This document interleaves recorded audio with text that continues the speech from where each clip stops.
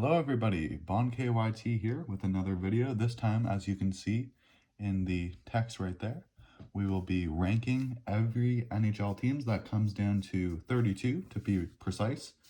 So, I know I made a long video last time, but hopefully you guys, the few of you that watched it, hopefully you enjoyed it. And I'll try to keep making more so you guys can find a liking for these types of videos. And if you don't, then you can give me some suggestions to change them and get it right to where I can find a niche that you guys genuinely enjoy and that you want to keep seeing more of. So that's ultimately the goal at this point in the channel. But without further ado, as I said, I will be ranking them. So at 32, again, I'll be going from least likely to, I guess we could say least likely to win a cup, or just like least skill on the team, I guess. I'm going to put Utah. Now, for those of you who don't know, the Coyotes were already a franchise that didn't have very much going for it, and obviously that's why it ended up getting disbanded, I guess you could say. So Utah is kind of in a spot where they could get better than the Coyotes were, or they could just stay the same. I don't see them getting much worse, but they're gonna be getting some trades, I believe, just as any new team would, even though they're an extension of the Coyotes.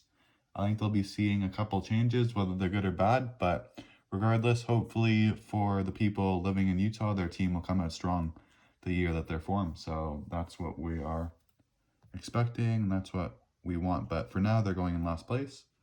At 31, we're going to put San Jose Sharks. Should have put Sharks. That's my bad. Actually, I'm going to do that. Just Sharks. The Sharks.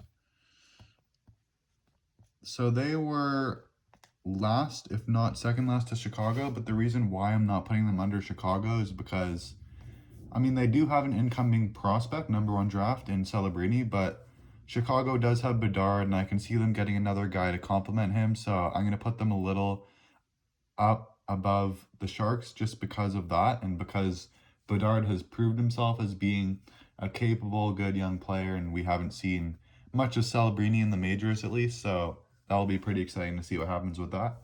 But as mentioned, on number 30, we're putting the Blackhawks. Keep doing their city names. Blackhawks, not Chicago. Blackhawks at 30. So I pretty much just explained them, so there's not really much to say at that. But 29th place, we got the Flames. Calgary Flames. I got it right this time. Calgary Flames are going at 29 because obviously they do have some skill capabilities. They have Kadri, they have Huberdeau, they have Anderson, Markstrom. They got some good guys, but it doesn't seem like they can really hold it together and make the playoffs. It has been a couple seasons, I believe, so I'm hoping they get better from here, but it's not looking amazing for them, considering they got the worst end of the Florida Flames deal. So yeah, hopefully they get better in the coming years, but we'll see how that unfolds. Give me 1 second. There's a bit of background noise.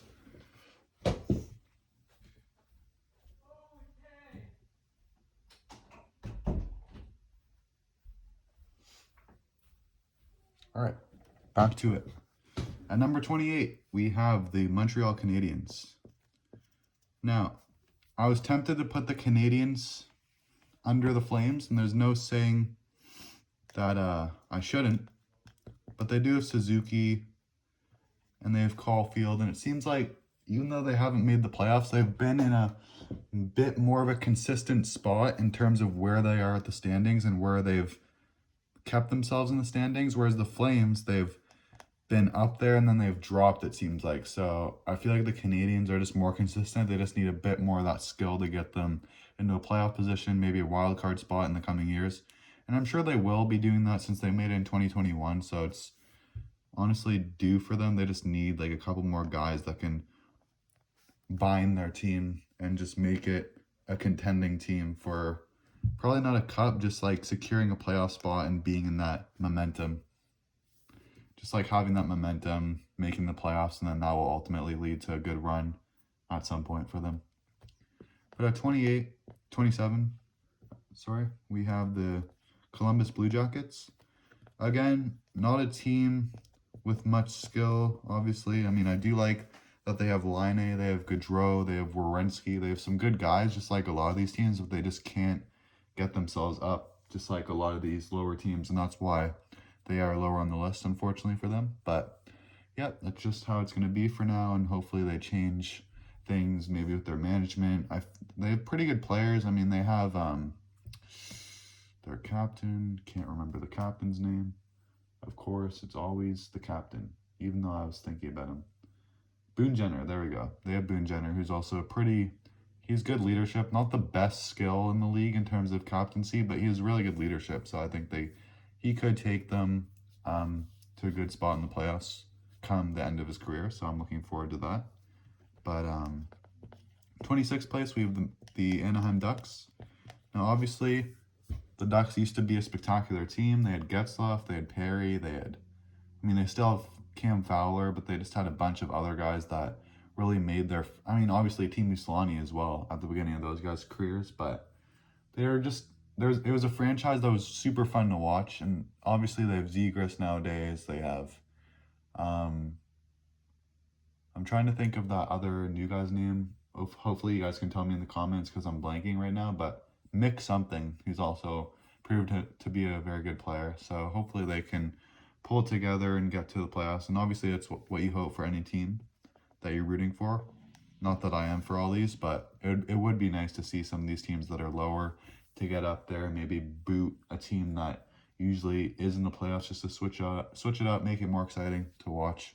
That's what any hockey fan would want to see. So anyways, 25th place, you have the Ottawa Senators, capital of Canada, if you did not know. And the Ottawa Senators, they have Brady Tkachuk.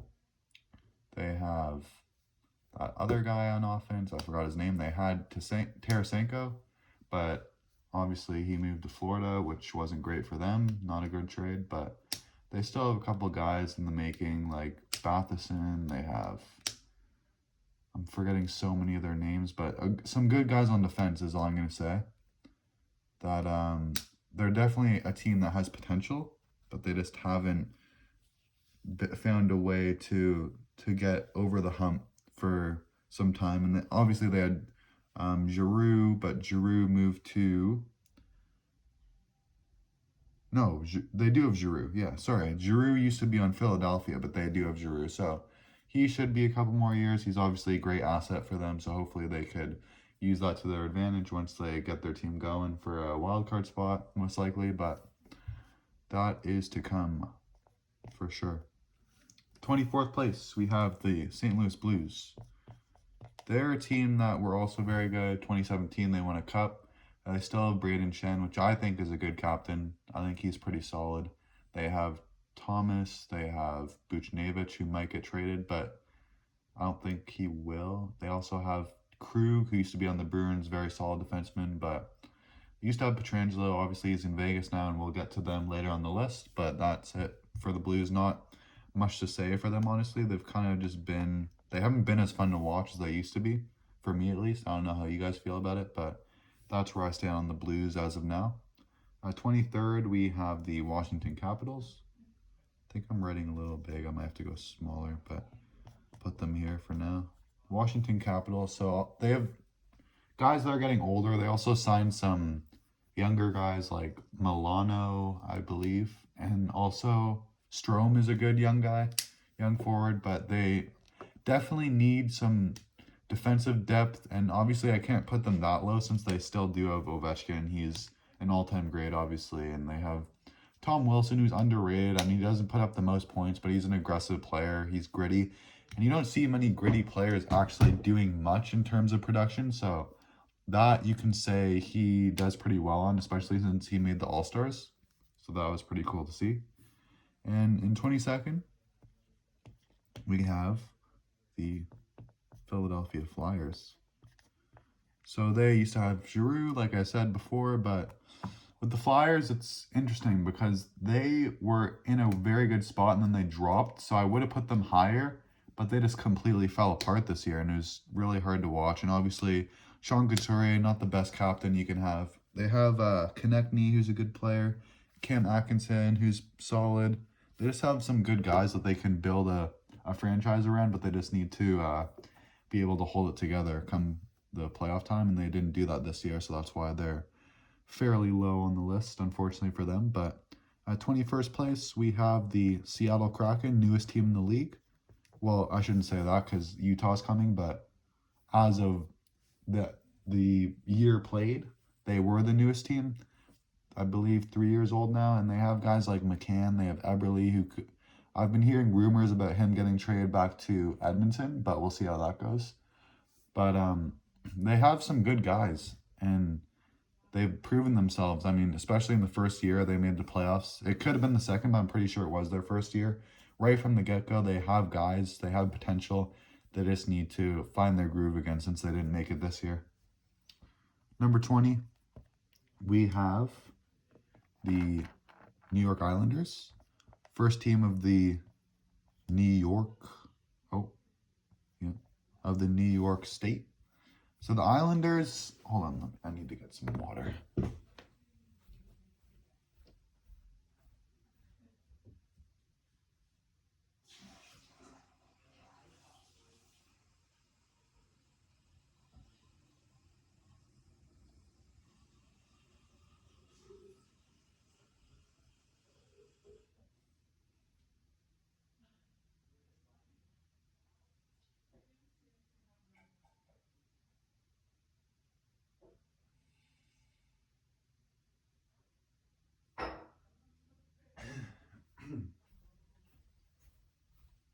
Sorry about that, I'm back. So, like I was saying, the Islanders have guys like Lee, and they used to have Tavares, who got traded to Toronto, but they have some guys. They have Nelson, who's also a good player. They have Noah Dobson, who's proven himself to be very capable on defense, first line. They have Pelech. They have Pulock, yep. Both pretty good, solid defensemen, but they just haven't been producing it enough on the offensive side of things. Obviously, Sorokin, who they have, is a very good goaltender, probably the best goalie of any team I've named so far, so that's why they're at that spot on the list. But yeah, they're in a good spot for both of those, but then they just don't have enough offensive production, which prevented them from going very far. They did make the playoffs, which was good for them, but they couldn't really see them making it out of the first round, unfortunately, and that's how it went. But at 19, we have the Kings. Now, I used to root for the Los Angeles Kings, but I don't know, they just became slow. They still have guys like Kopitar, and Doughty's still a good defenseman, but they just, they're too slow of a team to really want to follow. You want guys that can be fast on the play with the forecheck. You want guys that could shoot. They don't have many of those on the Kings. They're just more about grit, and that's how they won a lot of both their Stanley Cups, I should say.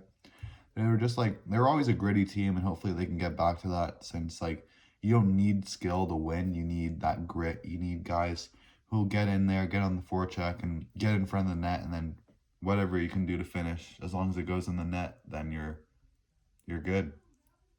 You're chilling. So that's what I think about the Kings. At 18, we have the Buffalo Sabres. That's what it is. The Buffalo Sabres, who have... See, I didn't think I would put them this high, honestly, since they haven't made the playoffs, but the thing is, they got rid of Okposo, who's not the best captain. I think they can name Thompson or Dahlin captain, who are much better players, in my opinion. They also have Alex Tuch. They have Owen Power, who's a great incoming defenseman who I would want on the team I'm rooting for. So that is really cool to see for them. Good defense, pretty good offense. They have JJ Paterka. They have Olofsson, I believe his name. So they have some good shooters, good playmakers, and overall they're a solid team. They just need to, I think they need to find their goaltending a little bit, and then they should be able to make it into the playoffs, I think. I don't think there's much to it for them that will prevent them. So I'm foreseeing a good Sabres team, unless they make some stupid trade coming in the future. So we'll see how that goes. Number 17, we have the Minnesota Wild. Now, they have Zuccarello. They have the other guy, his number is 90 something. I'm sorry, I'm just completely blanking on these guys. Hopefully you guys can tell me who I'm trying to think of. I think he's pretty much their best player. They also have Brock Faber, they have Joel Eriksson, they have some good guys. Spurgeon's a pretty underrated defenseman as well. I think he's a good defenseman, underrated captain, I should say, but he's also one of their best defensemen, I think. Faber could get ahead of him, but we'll see how it goes. We'll see where Faber's career leads going forward. But number 16, we have the Pittsburgh Penguins. Obviously, you can't put them too low because Sidney Crosby, one of the GOATs of hockey, they have him. It's always been amazing. Fell just short of 100 points late in his career, which is insane. He's 36 years old, so the fact that he's still producing to that capacity just shows you how good of a player he is. And also Malkin's still producing. They have Letang, they had Carlson, who, again, amazing defenseman, one of the best of all time. So they have some guys, but they're just getting older, and Jeff Carter retired this year, and just all this stuff that's holding them back. So feel bad for a franchise like that. If they just had a few more young players, they probably could get in a playoff spot and even make a bit of a run. You never know. Bit of a run again, but that's where they are at currently. But number 15, you have the New Jersey Devils. Now, the Devils have been a team to prove themselves. They have gotten in a playoff position in the past years. But the thing with them is they have Jack Hughes, who's probably their best player. He's getting injured constantly, and they just have guys that can't really produce to the highest capacity without him in the lineup. They kind of need him to complete the team, since he's like an all-star player, and they need him to be there for them and to score goals and to get them on the board when they're not yet. He's just a finisher, and they need guys like that to win them games and therefore get closer to the playoff spot that they want to get back to. So hopefully he can stay healthy, but that's it with the Devils as of currently. But we have the Red Wings in 14. So the Red Wings have Patrick Kane, obviously they're acquired this year. They have Alex DeBrincat. They have a young Larkin as their captain, who's not the best leader, but he's a great skater, great player overall. And let's see, they have Moritz Seider as their best defenseman, I would say. And they also have another young defenseman. I'm forgetting his name currently, but Wallman? Yeah, I believe that's his name, the guy who did the Gritty. The meme defenseman, but he's actually quite good. And he does score for them, and he does put up numbers, and he's also good on defense. So overall, you want guys like that who can be all-around players and who can go on each side of the ice and make work of each play. So it's a great thing to see for them. Hopefully they'll get in a playoff spot. They're so close this year, but they just missed it. They won a great run at the end. But speaking of a team that did make the playoffs, you have the Predators. Now, with the Predators, it's the, I want to say it's the same thing as the Islanders that I mentioned before, but the reason why I put them higher is because they just have, one, better goaltending, two, better defense. Their offense is pretty weak, unlike the Islanders, but come on, they have Yossi. I mean, they traded McDonough, but they still have guys like Shen, and they're going to acquire, considering they freed up all that cap space. They have Saros, and I mean, as long as they get like one or two more good offense guys, then they could be in a good spot. They already made the playoffs without them. But they have O'Reilly, who they might keep. I'm thinking they will. They have Forsberg. They have Evangelista, who proved himself to be a pretty good player. And they have potential for sure. And I'm seeing them being in a good spot just as long as they make the right moves coming this offseason. 12. This might surprise some people, but I'm going to put the Canucks.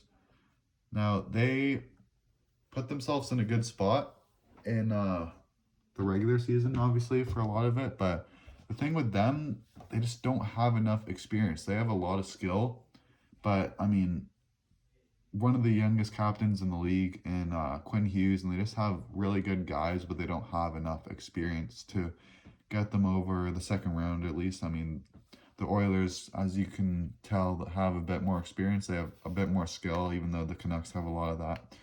And the Canucks just couldn't get it together, and they just ended up collapsing, it seemed like, in that series, unfortunately for them. And that's what allowed the Oilers to keep progressing. And obviously the Oilers are elite, and I'll get to that later. They made the playoffs. Not only did they make the playoffs, but they got past the third round as well. past beating the Canucks.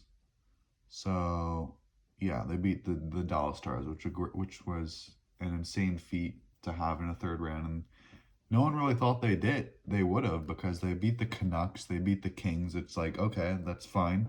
You made it to the third round, you made it to the semis, but those weren't the best teams. We weren't expecting them to get very far, and then you meet a team like the Stars, who are one of the top teams in the league, and I'll get to that as well. And the Oilers they performed, they showed up, and they showed that they wanted it just as much as the Stars, and they ended up coming up on top. But I'll get to those later anyways. At 11, we have the Winnipeg Jets, putting them just above just because they got rid of Dubois, which is great for them. He's not a good player to have. He's on the Kings, by the way, just because he's like super cocky, and what I've heard about him is he just like, he wants all the goals. He wants people to set him up. He's not really a team player is what I'm trying to get at. So they need guys that can be team players. They already have good guys that they acquired, like Tyler Toffoli and Alex Iafallo, who are also ex-Kings, which is pretty funny. But yeah, they got Toffoli from the Flames. But that's what that trade was. And yeah, I think they have some good potential, though. They made it into the playoffs as well. That's why they're so high. And they have Kyle Connor. They have I'm forgetting a lot of them, but they have Niederreiter, who's pretty good, who's actually wanted by the Predators per Roman Yossi, so we'll see how that goes. They also have Ehlers, who's a great player. They have some good guys on defense. Used to have Bufflin, who they could have benefited from still playing with them, but obviously he's way older by now. And they have Josh Morrissey, that's what I was trying to think of, and obviously one of the best goalies in the league in Hellebuck. So great on goaltending, good on defense, pretty good on defense, and good offense. So obviously they're still a pretty complete team. They just need a bit more superstars, I guess you could say. And that's what any team wants, but that's what I think about them. Number 10, you have the Lightning, who won, I think it was 2, maybe even 3, probably 2 though, cups in recent years. So they're still great, but obviously they have some guys that are getting older. They lost to Florida, which is a really tough matchup, so you don't blame them. In the first round, Florida really wants it this year. So you got a great face-off as of when I'm recording this video. You have Florida, you have Edmonton, so that's going to be an amazing Stanley Cup final, which hasn't started yet. But with the thing with the Lightning, they might trade Stamkos. You don't really know what moves they're going to make. They're most likely going to keep guys like Point and Kucherov and probably Hedman. They have Hagel locked up, who's going to get better and better each year.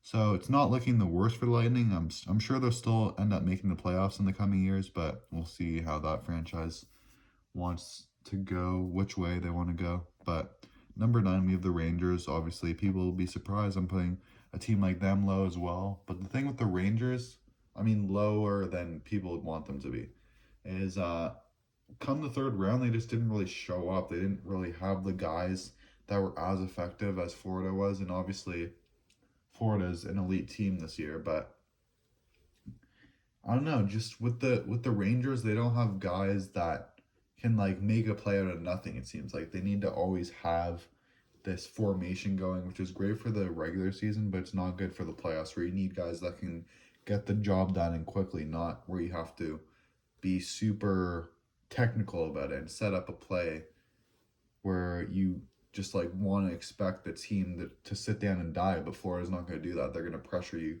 right till the end of the game, from the start to the end, and you just can't sit back and try to get something going, try to get momentum, because it's not going to happen. They're just going to get out of your zone.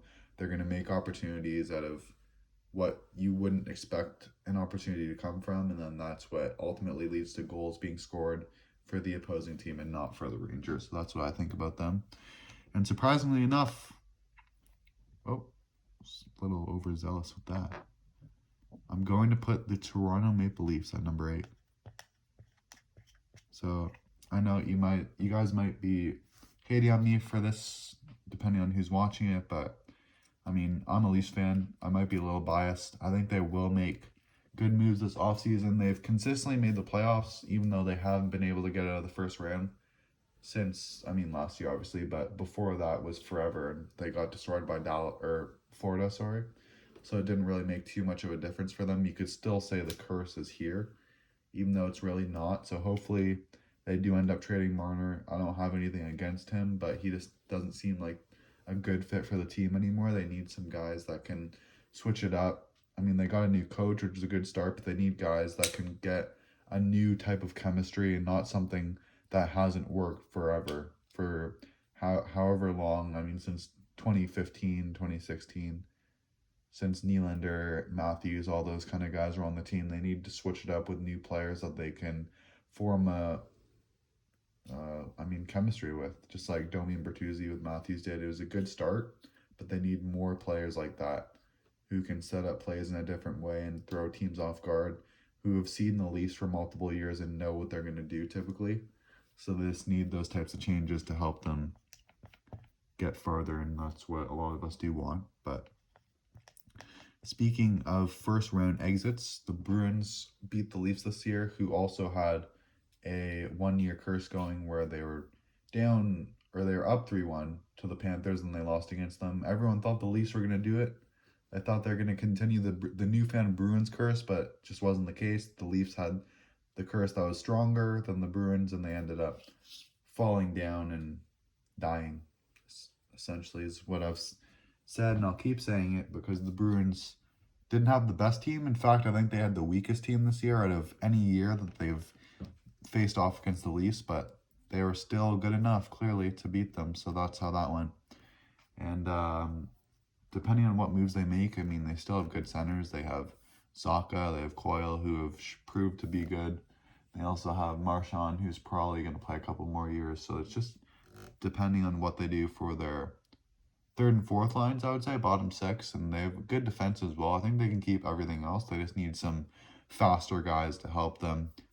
And fast and strong, I would say, to help them be the Bruins team they once were with Rask. I mean, they still have amazing goaltending, but they had Chara, they had Bergeron and Krejci, who retired recently, and they just had all these guys that made them into a very formidable team. So anyways, number 6, we have the Vegas Golden Knights. And okay, that looks terrible, but it's okay. Hopefully you guys can see that all right. You know, I'm gonna redo that, actually. Try to make it look a little better so that we can get a good looking list come the end of it. Vegas Golden Knights. Obviously, they won a Stanley Cup. They made it to the finals their first year. They've been a team since, they're the third newest, if you're counting Utah, like I was saying, in the league. So they've been a team that have proved themselves, just as Seattle did upon their creation as a franchise. So I'm sure Vegas is going to keep showing up. They're going to keep making the playoffs, and eventually they're going to go on another run. And they still have some young guys, and unless they trade like Marchessault, which has been a rumor going around, or some of those guys, I mean, depending on what trades they make, which goes with any team, that's going to depict whether they can keep going. And obviously they have Pietrangelo, who's getting a bit older, and they have Hill, who hasn't been amazing, even though he did get them to the Cup. So just depends like what happens with those guys and how they perform in the coming years. And that's what I think of the Vegas Golden Knights. So at number 5, we have the Carolina Hurricanes. Yeah, that's right. So with the Hurricanes, they got pretty far. They lost to the Rangers, which I was pretty surprised that happened. I don't think they would have been losing to the Rangers had they not been down 3-0. But unfortunately, that's just how it worked out for them. And they have some insanely good guys. I mean, I have seen rumors about Natchez, who's only 25, getting traded, which wouldn't be great for them unless they get the end of the deal is great on theirs. But I guess we'll never know until we see what happens with that, if it happens. But they have some great guys. They have Aho. They have Anderson, who's a great goalie, who's on the Leafs. But I'm not going to keep fixating on that. They have Shea, they have Pesci, they have a great defensive core, they have Slavin, they have Burns, who's probably going to retire just like Pavelski, ex-Sharks members, which is unfortunate for them, but they have some guys that can still a franchise can be built around them, which is good to see for their sake. And anyways, we have the Dallas Stars at number 4. So obviously they made it to the semis. They had an amazing team, but unfortunately the Oilers were just a bit better, beating them in 6. And like I was saying earlier, no one thought that would happen. They thought the Stars would go all the way, potentially being a cup favorite. And the Oilers just proved to everyone that they were the superior team. I mean, there's no arguing that. They won in 6. They were clearly the better team that series. They have an outstanding power play, but with the Stars, they have insane depth. They have great, goal scoring, great defense, great all around. And I thought it would be their year too, honestly. It sucks for guys like Pavelski, like I was talking about with Burns, how he's on the Stars. They have Suter, who's also going to retire. So they have guys retiring. They had some spaces opening up to keep their team a formidable one. So hopefully that will be the case with them. But we'll just have to see come next year. So I doubt there will be enough space for this one. But at number 3, yeah, just because of that space right there. But we have the Colorado Avalanche. So they were potentially one of, if not the best teams of this playoffs. Unfortunately, they lost to the Stars, who were also very formidable, as I just said, in the second round, the quarterfinals. But they have an insane team. I think the part that screwed them from not winning another cup was losing Nichushkin, which really was a big loss for them because he was such a good asset for their team. He scored goals. He just did a lot for them. And then all this, I don't want to say controversy, but whatever it was with like maybe his country or his contract that didn't allow him to play in the playoffs or just play for an extended period of time. That's why he had to take a leave. But they're going to be a great team. We know that. They have Makar and McKinnon, who are still very young. They have Rantanen, who's amazing. They have, I think they have to work a little bit on their goaltending. Georgiev was technically an all-star goalie, but I don't think he was performing up to that standard. Neither was Hellebuck, you could argue, who everyone thinks is one of, if not the best goalies in the league. So that was pretty interesting to see, but that's my take on the Avalanche. And then we have, coincidentally, but not so much, Cup Finals. Cup Final participants. We have the Florida Panthers at number 2. And why don't I just put it? We have the Edmonton Oilers at number 1. So, will my position on these two change come the outcome of this finals? Maybe. It's not a coincidence. They're genuinely the 2 best teams in the league as of right now. On one end, you have Matthew Tkachuk, you have Carter Verhaeghe, you have Barkov, who's a very young captain. Same with McDavid. And you have Draisaitl, and you have just a bunch of very skilled guys that are going to end up facing off. You have Bouchard, who's proved himself to be one of the best defenders in the league as of the last years. So it'll be a very interesting matchup to watch. I'm looking forward to it. And I encourage everyone watching this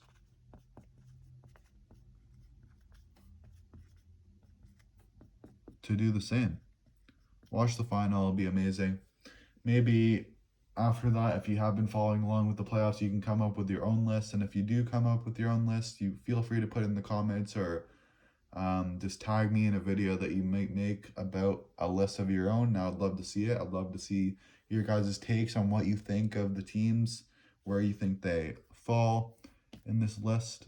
And yeah, I hope you enjoyed my list of all the 32 teams. Again, I apologize for it being so long, but I feel like it was necessary just to put my thoughts out there of what it is now, and maybe it will change come next year. And you guys will just have to let me know if you want me to make another video about my takes. Maybe it'll be too soon, maybe it'll be a lot of the same, but it all just comes down to guys like Celebrini and those bottom end teams that we want to see change, and that is bound to happen for a couple of them. So it'll be really interesting to see. And again, I hope you enjoyed watching. Please consider liking and subscribing the channel, if you did enjoy, and I'll see you guys in the next one. Peace out.